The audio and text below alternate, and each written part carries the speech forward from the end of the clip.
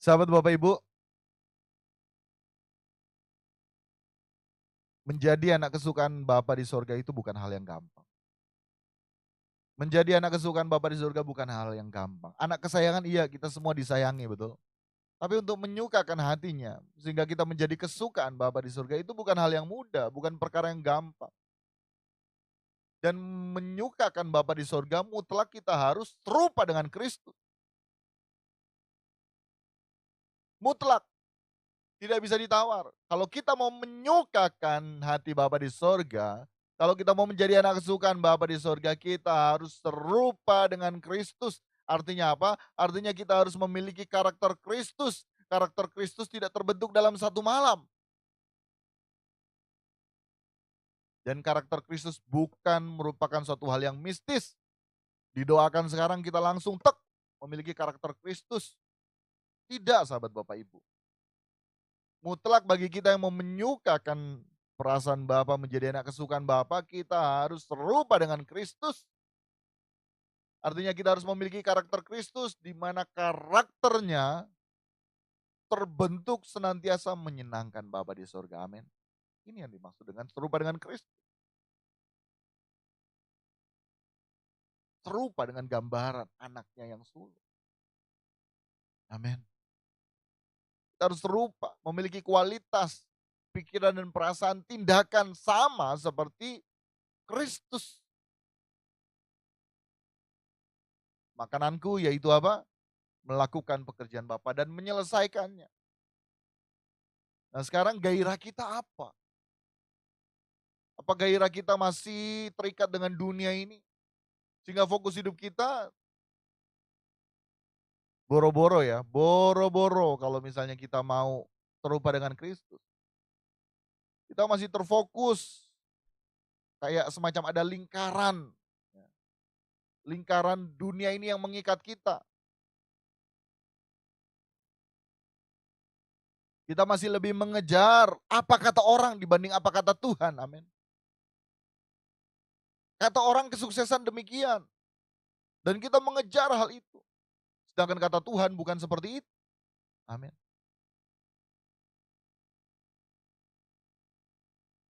Sekali lagi sahabat Bapak Ibu, karakter Kristus tidak terbentuk dalam satu malam. Bukan merupakan suatu hal yang mistis. Cara berpikir yang tidak mau diubahkan membuat kita juga tidak akan bisa berubah memiliki karakter Kristus. Karena semua dimulai dari cara pikir. Cara pikir mengubah tindakan.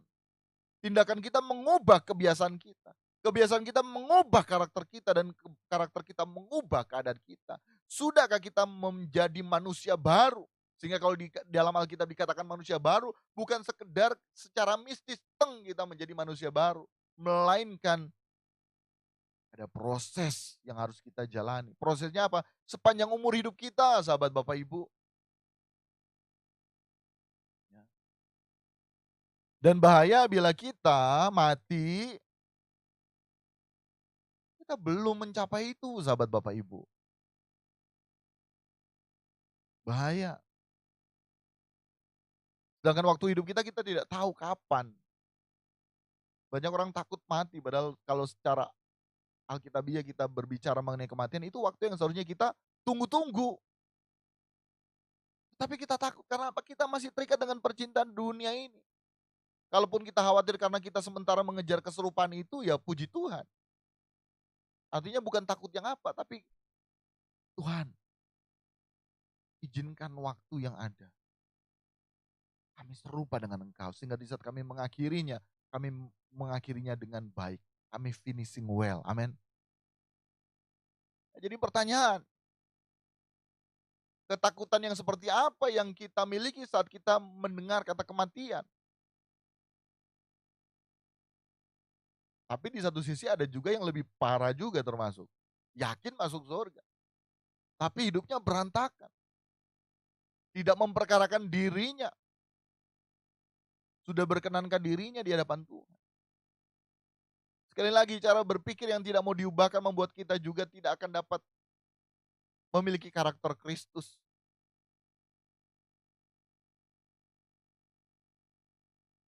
Dan bagi kita yang mengaku orang Kristen kan berarti pengikut Kristus. Tapi kita tidak memiliki karakternya, karakter Yesus, maka sebenarnya kita bukan pengikutnya. Haleluya. Mari kita belajar. Di mana pada saat Yesus mengadakan mujizat, memberi makan 5.000 orang. Ini kembali lagi saya mau mau apa menyampaikan bahwa cara pikir kita ini menentukan. Dan mari kita perhatikan kisah mengenai Yesus mengadakan mujizat memberi makan 5.000 orang. Di luar perempuan dan anak-anak. Begitu juga dengan 4.000 orang. Ada sisanya, kita tahu bersama lah. Nah, kita selalu melihat, wow, amazing ya Tuhan Yesus bisa mengadakan mujizat dengan memberi makan 5.000 orang. Nah itu gambaran besar yang ada dalam pikiran kita, mindset kita. Sehingga dalam kehidupan sekarang ini, saat kita melihat Yesus, saat kita mencari Yesus, selalu kaitannya dengan apa? Mujizat. Selalu berkaitan dengan apa? Berkat. Karena kita melihat gambaran besarnya pada saat Yesus memberi makan 5.000 orang, yaitu mujizat yang dia kerjakan. Dia sanggup mengadakan mujizat, memberkati. Dan dalam hal ini konsep kita yang demikian, yaitu semua yang kita pikirkan dan selera jiwa yang telah tercampur dengan dunia ini. Sahabat Bapak Ibu, kira-kira mengerti ya? Jadi konsep pemikiran kita dalam hal ini semua yang kita pikirkan dan menjadi selera jiwa kita itu berkat dan mujizat berkaitan dengan kefanaan kita. Saya ulang ya, bahwa kita melihat gambaran besar kisah itu karena selera jiwa kita tercampur dengan dunia ini, ya, kita hanyalah melihat gambaran besar di mana Yesus sanggup mengadakan mujizat dan wow, Yesus sanggup memberkati, Yesus sanggup memberikan makan 5.000 orang. Dan mindset kita, karena selera jiwa kita sudah tercampur, terpengaruh bahkan oleh dunia ini, berkat dan mujizat itu selalu berkaitan dengan kefanaan kita. Artinya apa? Selalu yang bersifat lahiriah. Sakit jadi sembuh, enggak punya ini jadi punya itu. Semuanya sifatnya lahiriah dan fana. Sahabat Bapak Ibu, tidak masalah apabila kita baru lahir. Artinya kita lahir baru. Kalau kita misalnya lahir baru, ya silahkan. Kita butuh lagi mengenal Tuhan melalui mujizat, berkat. Tapi tidak selalu demikian sahabat Bapak Ibu. Karena konsep kita yang terpengaruh dari dunia ini, menghasilkan pemikiran kita di saat kita membaca Alkitab. Nah kita belajar kasus dari, bukan belajar kasus, kita belajar dari cerita kisah Tuhan Yesus mengadakan mujizat memberi 5.000 orang, memberi makan 5.000 orang. Tentunya kita hanya melihat mujizatnya, kita tidak bisa melihat Yesus sebagai pribadi. Premis kita yang terbangun mengenai Yesus yakni berkat dan mujizat. Jadi kalau kita lihat Yesus, lihat berkat, lihat mujizat. Kita tidak bisa lihat pribadinya. Kira-kira sahabat Bapak Ibu tangkap enggak ya? Saya harap saya berdoa Roh Kudus berbicara kepada sahabat Bapak Ibu. Memberikan kita pemahaman, pengertian. Agar kita benar di hadapan Tuhan. Sekali lagi sahabat Bapak Ibu, premis yang terbangun mengenai Yesus, saat kita melihat Yesus, saat kita datang ke Tuhan, saat kita mencari Yesus, karena selera jiwa kita ini yang sudah terikat percintaan dengan dunia ini, selalu kita melihat berkat dan mujizat. Dan itu semua berkaitan dengan hal-hal yang lahiriah semata, fana semata.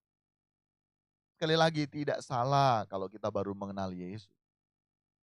Tapi tentunya pengenalan kita harus bertumbuh dan bertambah. Kita harus mengalami yang namanya progresivitas di dalam pertumbuhan kita mengenal Tuhan. Nah tentunya semakin kita bertumbuh, saat kita mendengar kisah Yesus mengadakan mujizat memberi makan 5.000 orang, kita sejatinya dapat melihat pribadi Yesus yang utuh melalui kisah itu. Pribadi yang membawa kita untuk meneladani hidupnya. Tetapi maaf, sekali lagi terus saya ulang, saya tekankan supaya kita tahu, kita menyadari bersama bahwa apa? Kita bermasalah selama ini. Masalahnya apa? Selera jiwa kita sudah terlanjur terikat percintaan dengan dunia ini. Sehingga selalu kita melihat sesuatunya menurut cara pandang atau pikiran kita yang sudah tercemar oleh dunia ini.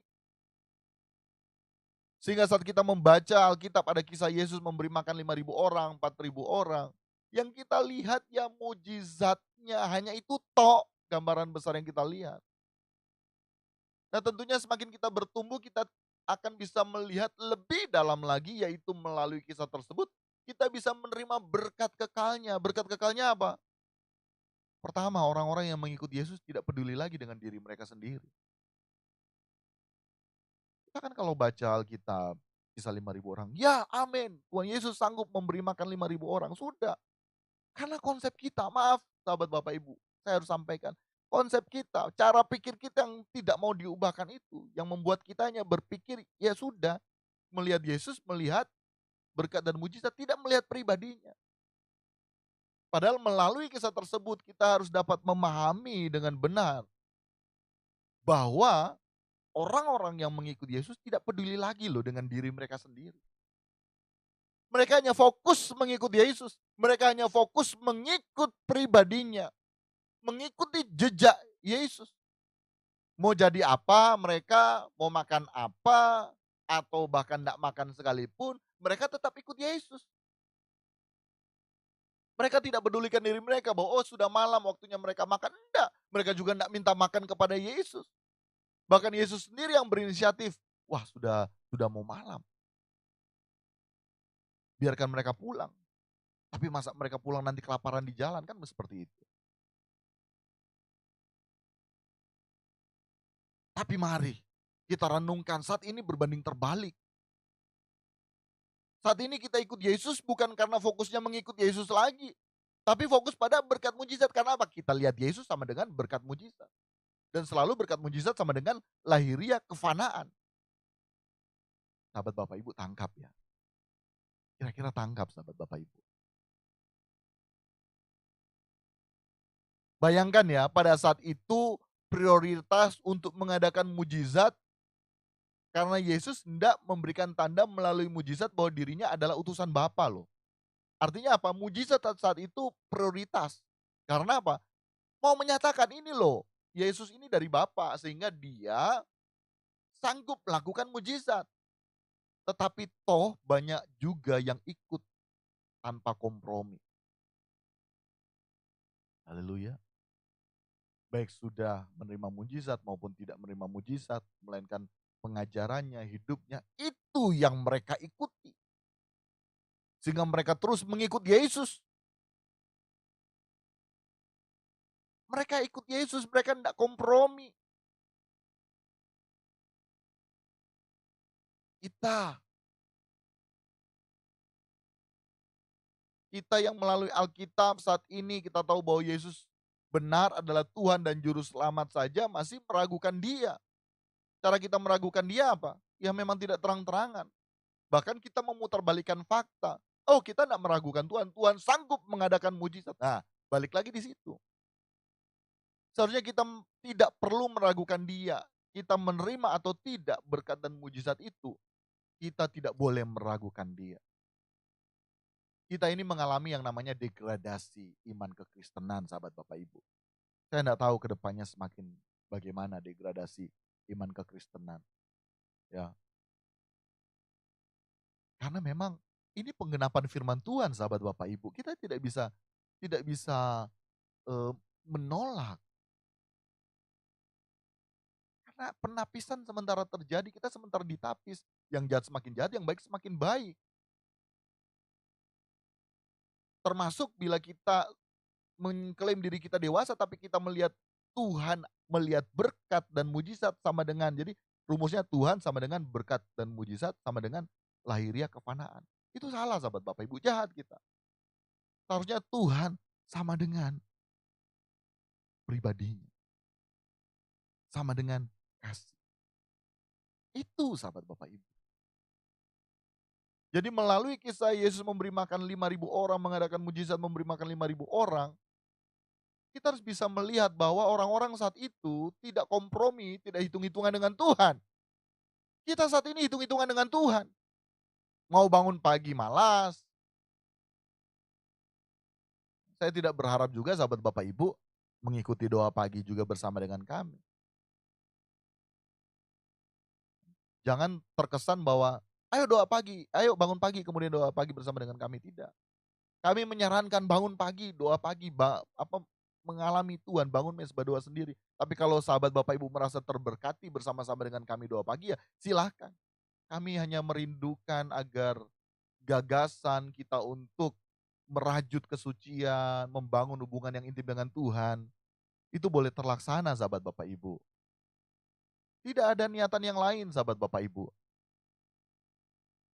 Tidak ada niatan yang lain, kerinduan saya pribadi, yuk sama-sama kita berjuang menemui Tuhan.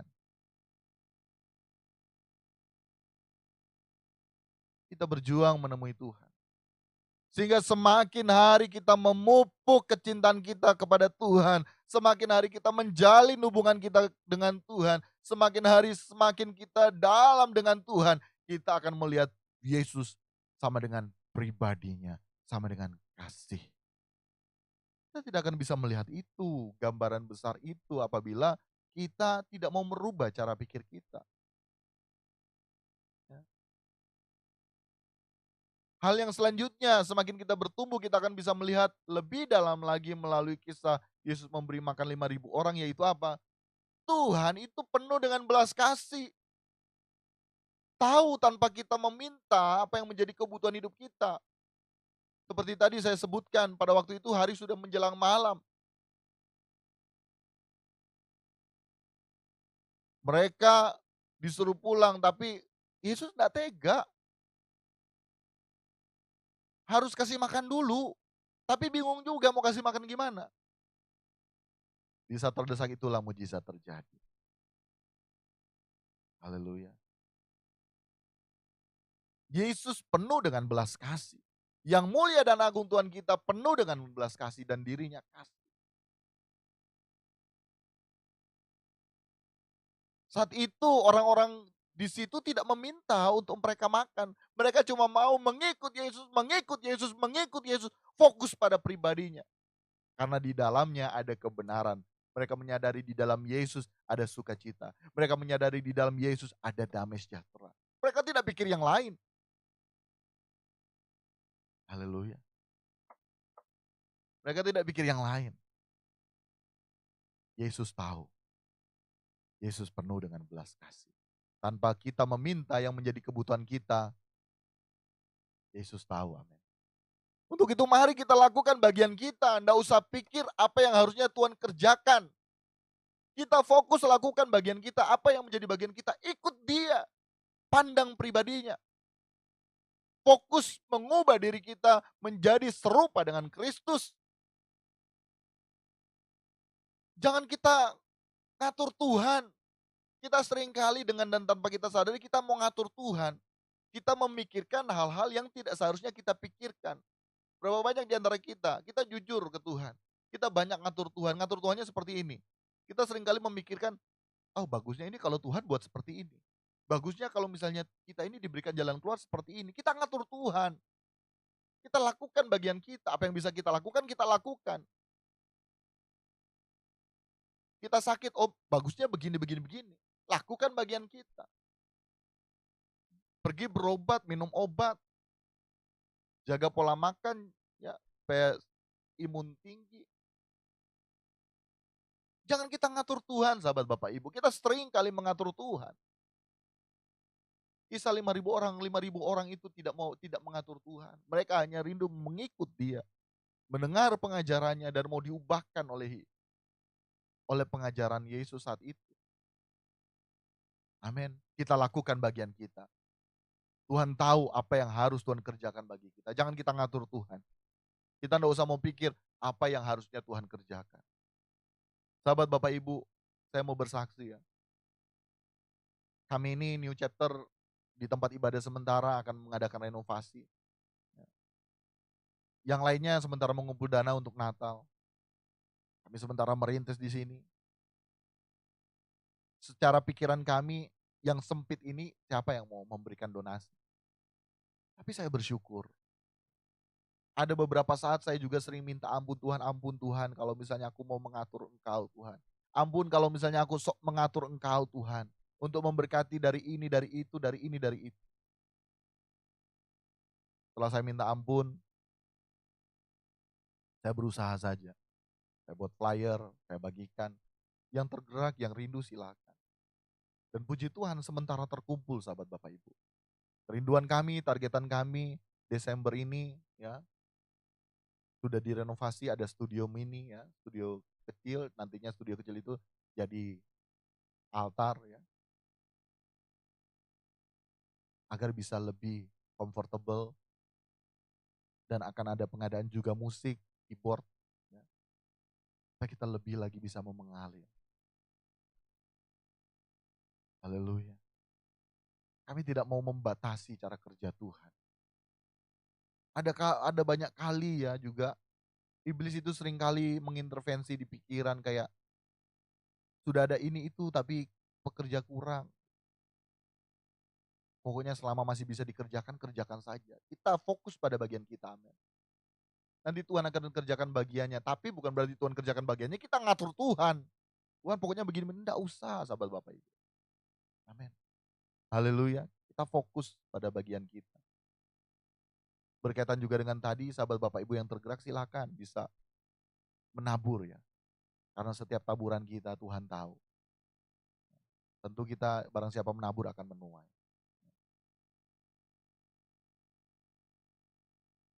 Tentu tuaian itu tuaian kekekalan. Amin. Haleluya. Nah, mari kita belajar menyadari hal ini. Kita melihat Yesus memberi makan 5.000 orang bukan lagi melihat Yesus sama dengan berkat dan mujizat. Sama dengan lahiriah. Melainkan apa? Rumusnya Yesus sama dengan pribadinya, sama dengan kasih. Amin. Haleluya. Amin kebenaran firman Tuhan.